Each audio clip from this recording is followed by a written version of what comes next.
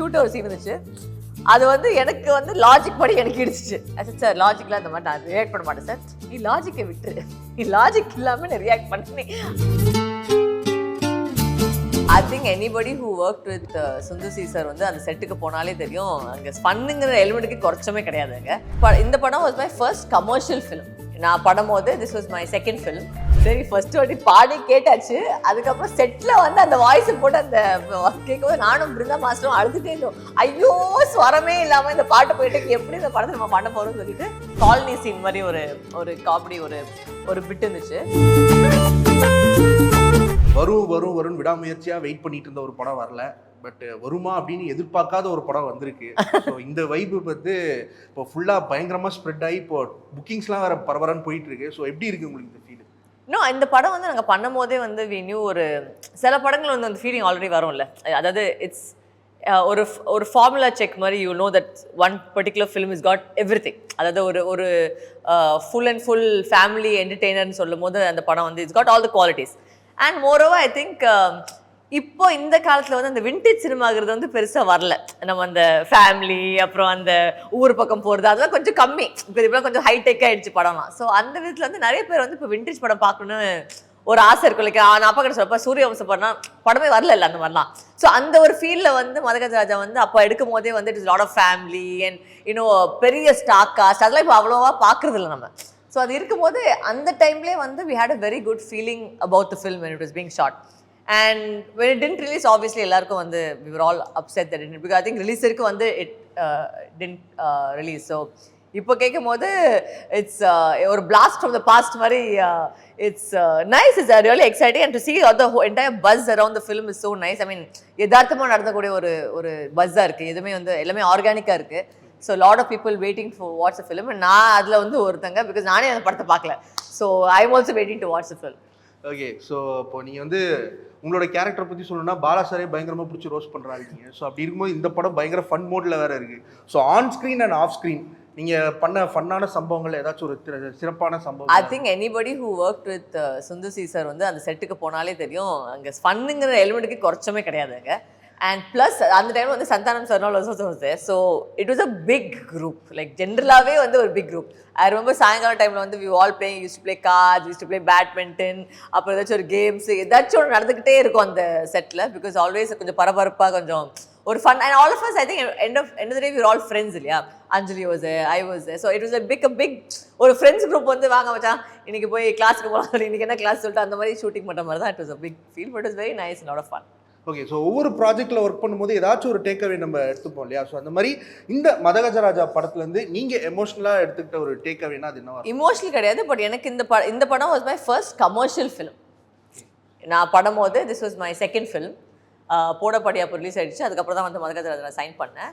So commercial entertainment இருக்குல்ல, அந்த full fledge commercial element. அப்போது இந்த படம் வந்து that was my first commercial மூவின்னு சொன்னால் that was my take away from this. அதை எப்படி ஹேண்டில் பண்ணணும், பிகாஸ் அந்த மாதிரி சீன்ஸ்லாம் I have done before. So it is very new that time. And ஒரு ப்ராப்பர் பிகாஸ் போடப்படி ஆல்சோ எங்கேயுமே வந்து ஒரு நேச்சுரலாக தான் இருந்துச்சு. எங்கேயுமே வந்து கொஞ்சம் ஓவர் த டாப்பாக கிடையாது. Because it is little bit more the natural side. This film is a proper commercial, you know, the comedy scenes were choreographed and, you know, certain elements of it. I've never done that. So that was my first introduction to commercial cinema. So அந்த விதத்தில் I think Madha Gaja was. Okay, so அந்த டைமில் Vishal sir வந்து for the first time பாட போகிறாரு. And அதுக்கப்புறம் வந்து அவர் பாடின பாட்டு இதுதான் அப்படின்னு காமிச்சப்போ உங்களுக்கு ஒரு ஃபீல், ஒரு வைப் இருந்திருக்கும்ல. அது எந்த அளவுக்கு சர்ப்ரைசிங்காக இருந்துச்சு? நாங்களாம் அழுதுட்டோம் ஆக்சுவலாக ஃபர்ஸ்ட் கேட்கும் போது, ஏன் இந்த பாட்டை பாடினீங்க. அண்ட் மோர் ஓவர் வந்து சரி ஃபர்ஸ்ட் வாட்டி பாடி கேட்டாச்சு. அதுக்கப்புறம் செட்டில் வந்து அந்த வாய்ஸை போட்டு அந்த கேட்கும்போது நானும் பிருந்தா மாஸ்டரும் அழுதுகிட்டே இருந்தோம். ஐயோ ஸ்வரமே இல்லாமல் இந்த பாட்டு போயிட்டு எப்படி இந்த படத்தை நம்ம பண்ண போகிறோம்னு சொல்லிட்டு. I mean, again, that is also the fun element to the song இல்லையா. ஸோ பட் நாங்கள் வந்து காது மூடி தான் வந்து இது வேறு அந்த பாட்டை 3 days ஷூட் பண்ணும்போது ஐயோ காதெல்லாம் கிளியும் ரத்தம் வரும் அப்படி காதில். But because it was a fun situation, it was just like we knew the idea behind the song. The idea behind the song also supposed to be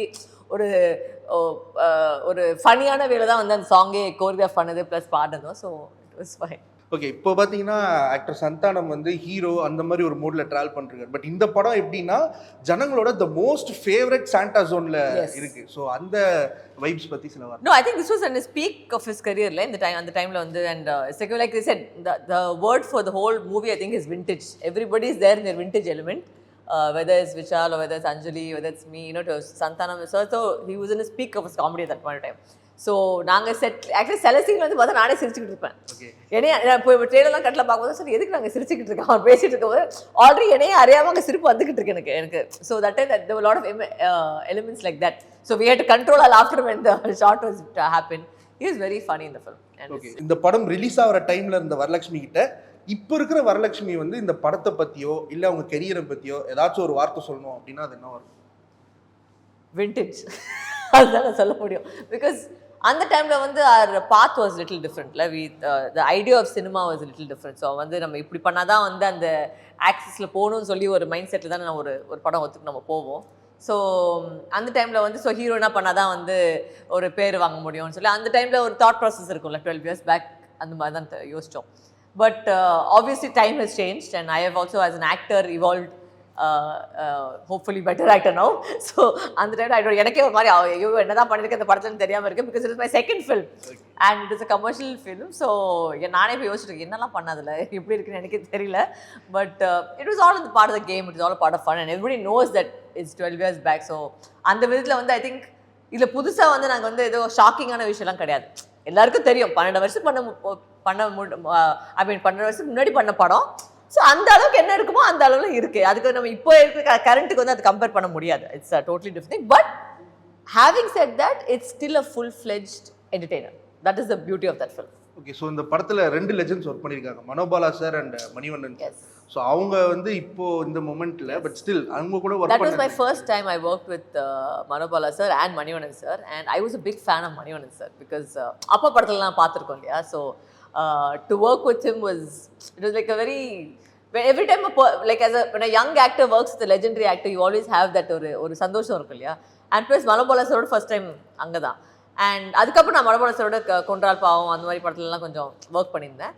But that was like again அந்த டைம்ல they were all in the peak at the time. So it was a very surreal moment and they're not here now to celebrate with us. But I think this is a nice ஒரு tribute மாதிரி. அவங்கள எங்கேயும் பார்க்க முடியாமல் ஒரு 12 years அப்புறம் இந்த படம் வந்தா it's even for their fans I'm sure it's a tribute. Okay, so இந்த படத்துல இருந்து ஜனங்க என்ன எதிர்பார்க்கலாம் அண்ட் இந்த படத்தோட ரெஸ்பான்ஸை நீங்கள் என்னென்ன எதிர்பார்க்குறீங்க? படத்தில் வந்து என்டர்டெயின்மெண்ட். வாவ், அதுதான் சொல்லலாம். அந்த that's only 3 words you can use for this film. That don't leave your brains and leave your emotions behind. Come, enjoy the film, laugh. You will laugh a lot because the film is extremely funny. Vintage set song, vintage couple song, vintage family song எல்லாமே உங்களுக்கு அதாவது அந்த டைமில் கிடைக்கக்கூடிய ஒரு விஷயமே வந்து இந்த படத்தில் கிடைக்கும். ஓகே, ஸோ ஒரு படமாக இருந்தாலும் சரி இல்லை லைஃபாக இருந்தாலும் சரி எந்த ஃபேக்டர் வந்து அதிகமாக ஒர்க் அவுட் ஆகும்னு நினைக்கிறீங்க? லாஜிக்கா மேஜிக்கா? I think it's a bit of both. I think ஒன்றும் இல்லாமல் ஒன்றும் ஒர்க் அவுட் ஆகாது. And I think it's a bit of mix of little bit of logic. But லாஜிக்ங்கிறது வந்து ஐ திங்க் சினிமாவில் பார்க்கும்போது வந்து சில படத்துக்கு தேவை, சில படத்துக்கு தேவையில்லை. ஸோ அந்த விதத்தில் வந்து I think it's not required in few films. But magic is also there, logic also is a little bit. இது மேம் இப்போது ரீசெண்டாக பார்த்தீங்கன்னா இந்தியன் டூவில் கூட பார்த்தீங்கன்னா ஏஐ பேஸ் பண்ணி தான் விவேக் சாரை திருப்பி ரீக்ரியேட் பண்ணி கொண்டு வந்தாங்க. பட் இதில் பார்த்தீங்கன்னா மனோபாலா சார் இவங்களும் லைவ்லியாகவே இருந்திருக்காங்க. ஸோ அது ஒரு ஃபன் எலமெண்ட்ஸ் இருக்குல்ல. மணிவண்ணன் சார் கிட்ட ஒரு யூஎஸ்பி அந்த செட்டில் ஒர்க் ஆகக்கூடிய அந்த USP no that's what saying. நல்லா என்ன சொல்ல ஒர்க் பண்ணும்போது to see them come alive. அதாவது நம்ம வந்து ஒரு சின்ன வயசுலேருந்து ஒரு பார்த்துக்கிட்டு இருப்போம் ஒரு ஆக்டர் இப்படி தான் இருக்காங்கன்னு.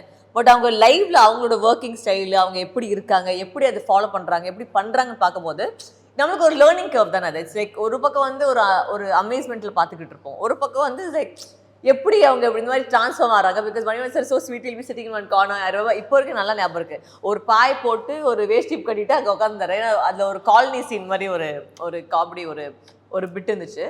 அண்ட் அவர் அங்கே உட்காந்துருந்தாரு. Super quiet. I went say hi to because I am a fan since I've seen in all of Abbas films and சின்ன வயசில் பார்த்துட்டு இருக்கேன். And it was just special and it's now to think that they're not there with us, but at the time la namakku kadacha or vibe dhaan adu. So to work with them I feel very lucky. அன்னிலேருந்து இன்னைக்கு வரைக்குமே ஒரு ட்ரெண்டிங்கில் இருக்கிறது பார்த்தீங்கன்னா விஜயாண்டனி சாரோட அந்த music வந்து ட்ரெண்ட் மேம். ஏன்னா சில பேரோட அந்த வைப் இருக்கும். How it அந்த I think அந்த டைம்ல those songs were a big hit and now also when you hear it you ஒரு அந்த it already has that ஒரு vibe இருக்கு, ஒரு beat இருக்கு. and now இப்போ thanks to social media அது இன்னும் கொஞ்சம் ஒரு மாதிரி பெருசாகுது இல்லை. ஸோ அந்த விதத்தில் பார்க்கும்போது ஐ பின் சிங் அதான் நான் ஃபர்ஸ்ட் சொல்லும்போது ஆர்கானிக்காக நிறைய ஒரு விஷயம் நடந்துட்டு இருக்கு. அந்த படக்கான ஒரு எதிர்பார்ப்போ இல்லை அந்த பாட்டுக்கான ஒரு ஹாப்பினஸ் எல்லாருக்கும் அந்த விண்டேஜ் ஒரு சாங் கண்டுபிடிச்சிருக்கோம். நிறைய பேர் அந்த டைமில் பாட்டை கேட்டுட்டு இப்போ அந்த சாங்கை ஃபைனலாக பார்க்கும் போது ஒரு எக்ஸைட்மெண்ட் இருக்குது கூட, அது கூட இருக்குது. So I think Vijayandi sir சொல்ல தேவையில்ல. பட் இந்த படத்தில் ஆக்சுவலாக எல்லா பாட்டுமே வந்து ஒரு பாட்டுமே வந்து ஒரு மாதிரி ஒரு வைப்பில் இருக்கும். So definitely, I think once the film comes out, you will be seeing it on repeat mode in a lot of, in the car, the reels and so on. But I'm sure you will see it in a lot. அதுவும் ஒரு point ma'am, time travel பற்றின இப்போ latest trend எதில் open பண்ணாலுமே time travel சொல்லிட்டு facts எடுக்கிறாங்க, இது எடுக்கிறாங்க. ரியல் டைம் ட்ராவலில் நீங்கள் அதை யூட்டிலைஸ் பண்ணிட்டீங்க. How you feel it ma'am? No, it's very different because that time I was barely becoming an actress. Like it was just my second film, I think, start பண்ணும்போது. So I don't think நான் full ஃப்ளெஜ்டாக ஒரு actress அந்த டைமில் மாறல. So அப்போ கூட அந்த learning curve கொஞ்சம் இருந்துச்சு. அதான் சொன்னேன், நானே யோசிக்க அந்த படத்தில் நான் என்ன பண்ணிருக்கேன்னு எனக்கே ஞாபகம் இல்லை. பிகாஸ் அது ஒழுங்காக நடிக்கல எனக்கே தெரியல. Because we're still learning and plus it's my first commercial movie இல்லையா. So I was still learning at the time. But Sundar sir was very very patient with me and very sweet and it's like சில ஒரு comedy சீன்லாம் இருந்துச்சு. வந்து சில ஒரு scene இருக்குது, ஆக்சுவலாக சொல்லணுமா தெரியல, பட் ஒரு க்யூட்டாக ஒரு சீன் இருந்துச்சு. அது வந்து எனக்கு வந்து லாஜிக் படி எனக்கு இடிச்சிச்சு. சார் லாஜிக்லாம் இந்த மாதிரி நான் ரியாக்ட் பண்ண மாட்டேன் சார், நீ லாஜிக்கை விட்டுரு, நீ லாஜிக் இல்லாமல் நீ ரியாக்ட் பண்ணி அது அப்படியா சார் அவங்க சொன்னாங்க. சரி ஒன்று பண்ணு, உனக்கு டான்ஸ் கரெக்டாக இல்லை, நீ கோரியோகிராஃபி மாதிரி பண்ணு. ஸோ 1 2 3 4 அந்த மாதிரி. So I remember that scene very clearly. நீங்கள் படம் பார்த்துக்கப்புறம் அதை பற்றி பேசுகிறேன். பட் அது வந்து ஒரு கோரியோகிராஃபி சீன் மாதிரி பண்ணாது. ஏன்னா நான் சொல்கிறேன் நேச்சுரலாக நீ என்ன பண்ண சார், நேச்சுரலாக நடந்தால் நான் போய் அடிச்சிருவேன் சார். இல்லை நீ அந்த லாஜிக்லாம் நீ யோசிக்காத, நீ அதை விட்டுட்டு நீ கோரியோகிராஃபி மாதிரி பண்ணு. அது இன்னும் ஞாபகம் இருக்கு. ஸோ அந்த மாதிரி few things I learn on the set of MGR. ஒரு விஷயம் கேள்விப்பட்டிருக்கேன் சுந்தர் சி சார் பற்றி. அந்த ஃபிலிம் பார்த்தீங்கன்னா ஈவினிங் 6 மணிக்கா பேக்கப், அவ்வளோதான். இந்த படமும் அதே மாதிரி ஒரு it was the same. 6 மணிக்கு அப்புறம் we'll all huddle up and play some games or illathi we'll all meet for dinner. It was always like ஒரு பெரிய group activity. In fact badminton அப்புறம் கபடி ஏதோ அந்த we were shooting in Pollachi அதிகமா. So பொள்ளாச்சியில் அந்த காலத்துல வந்து அந்த ஒரு ஹோட்டல் தான் இருக்கும், அந்த கிரவுண்ட் அங்கே ஒன்று இருக்கும். ஸோ அந்த கிரவுண்டில் வந்து வி பிளேட் பேட்மிண்டன்னு, அப்புறம் சில வாட்டி எல்லாரும் உட்காந்து கார்ட்ஸ் விளையாடுறது, எல்லாம் ஒன்றா சாப்பிட்றது. So it is like pic அதான் ஒரு பிக்னிக் போன மாதிரி ஒரு ஃபீல், எக்ஸ்கர்ஷன் போன மாதிரி ஒரு ஃபீல். ஓகே. ஸோ இப்போ பொதுவாக நம்ம வீட்டில் நம்ம ஸ்கூல் ஃபோட்டோ இல்லை காலேஜ் ஐடி கார்டெலாம் பார்க்கும்போது சார் அந்த வயசுலேயே இருந்திருக்கலாம்லன்னு ஒரு ஃபீல் வரும் இல்லையா? அந்த மாதிரி இந்த படத்தில் வருஷனை பார்க்கும்போது எனக்கு அந்த ஃபீல் வரல. பிகாஸ் ஐ திங்க் மெச்சாரிட்டியில் வந்து சுத்தமாக இல்லை, இப்போ வந்து கொஞ்சம் பெட்டராக இருக்குது. ஸோ அந்த time and also as an actress I feel I become a better actress now than I was then. So obviously that feeling இல்லை, but that is an experience. அதில் எதுவுமே எந்த ரிக்ரெட்டுமே இல்லை. Because when you're starting up, that's one of your things that make you today. So that way I have no regrets. Okay. So இந்த மதகஜராஜா வந்து இந்த வருஷத்துடைய மிகப்பெரிய ஒரு சர்ப்ரைஸாக நாங்கள் பார்க்குறோம். ஸோ இதே போல் இன்னும் நீங்கள் எங்களுக்கு நிறைய சர்ப்ரைசிங் அவுட்புட் கொடுக்கணும், இந்த கெரியர் உங்களுக்கு வந்து இதே போல் இன்னும் நிறைய நல்ல படங்கள் கொடுக்கணும் அப்படின்னு சொல்லி சூரியன் எஃப்எம் சார்பாகவும் சூரியன் எஃப்எம் பிஸ்னஸ் சார்பாகவும் எங்களோட விஷயத்தை தெரிவிக்கிறோம். Thank you so much.